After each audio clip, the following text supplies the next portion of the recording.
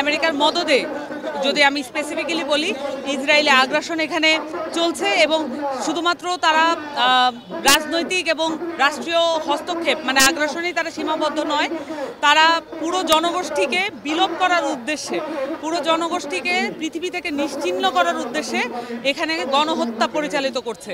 এখানে জেনোসাইড নিয়ে কোনো ধরনের তর্ক বিতর্ক করার কোনো সুযোগ নেই। আমরা দেখেছি পৃথিবীব্যাপী জেনোসাইড হচ্ছে কি না সেটা নিয়ে এক ধরনের তালবাহানা করছে। এই গাজার যে হত্যাকাণ্ড এগুলোকে জেনোসাইড বলা যাবে কিনা, কিন্তু আমাদের জায়গা থেকে আমরা বলতে চাই এটা সম্পূর্ণ একটি গণহত্যা এবং এই গণহত্যা পুরোপুরি রাজনৈতিকভাবে ব্যবহার করার চেষ্টা করছে এবং রাজনৈতিকভাবে ব্যবহার করছেও।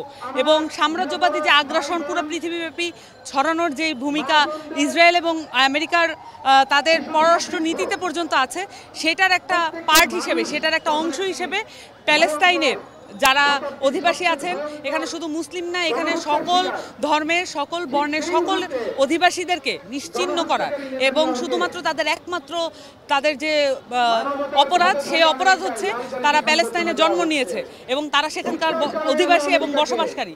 এই অপরাধে তাদেরকে পৃথিবী থেকে নিশ্চিহ্ন করে ফেলার যে প্রক্রিয়া চলছে সেটার প্রতি আমাদের ঘৃণা, সেটার প্রতি আমাদের চরম প্রতিবাদ। এবং আমরা আমাদের বাংলাদেশিদের পক্ষ থেকে আমরা দেখেছি এর আগেও আমাদের পূর্বসূরীরা গাজায় গিয়েছেন যুদ্ধ করতে, ফিলিস্তিনে গিয়েছেন আমাদের দেশের পক্ষ থেকে নিজেদের সমর্থন জানিয়ে যুদ্ধে অংশগ্রহণ করতে। এবং বাংলাদেশের সাথে প্যালেস্টাইনের যে সংগ্রামী ইতিহাস সেটা অনেক বছর ধরে, এটা যুগ যুগ ধরেই একসাথে আমরা মনে করি যে আমাদের যে সংগ্রামী জনতার যে সম্মেলন সেটা একত্রেই রয়েছে। এবং এনসিপির অবস্থান সকল রকমের আগ্রাসনের বিরুদ্ধে, সকল রকমের অপরাধের বিরুদ্ধে, সকল রকমের মানবতা বিরোধী যত রকমের কার্যক্রম আছে সেটার বিরুদ্ধে থাকবে, সেটা যেই দেশেই হোক না কেন, যেই অঞ্চলেই হোক না কেন। এবং সেই সাথে পৃথিবীব্যাপী যত রকমের, যত গোষ্ঠীর সংগ্রামী জনতা আছে, যত রকমের সংগ্রামী যারা অংশগ্রহণকারী আছে, সংগ্রামী আন্দোলনকারী আছে, সকলের সাথে বাংলাদেশের জনগণ হিসেবে আরেকটি সংগ্রামী গোষ্ঠী হিসেবে আমরা নিজেরা একাত্মবোধ করি। মাঠের কর্মসূচিতে অনেকেই হয়তো অংশগ্রহণ করতে পারেন না নানান বাস্তবতায়, কিন্তু তাদের জন্য যাতে অংশগ্রহণ করেন কোনো না কোনো উপায় বের হয়, সেই জন্য নানান রকমের সৃজনশীল পদ্ধতি এখানে ব্যবহার করা হয়। এবং পণ্য বয়কট করা এটা অন্যতম একটি পদ্ধতি। শুধুমাত্র এটা সৃজনশীল পদ্ধতি হিসেবে বিবেচনা করলে হবে না।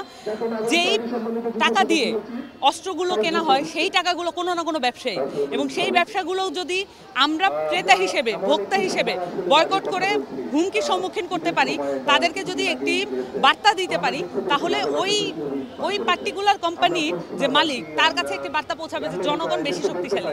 এবং সেই কাজটা করার জন্যই পৃথিবীব্যাপী ইসরায়েলি পণ্য বয়কট করার নানান ধরনের প্রচেষ্টা আছে এবং সেটাকে কাঠামোবদ্ধভাবে, যাতে করে র্যান্ডমভাবে যে কোনো পণ্য বয়কট করা নয়, বরঞ্চ নির্দিষ্টভাবে কোনো পণ্য বয়কট করার মাধ্যমে যাতে মেসেজটা পৌঁছায় এবং যেখান থেকে আসলে বেশি পরিমাণে টাকা, বেশি পরিমাণে অর্থ ব্যয় হয় যেসব প্রতিষ্ঠান থেকে অস্ত্র ক্রয়ের ক্ষেত্রে এবং অস্ত্র আনা নেওয়ার ক্ষেত্রে, সেই সব প্রতিষ্ঠানকে হ্যাম্পার করা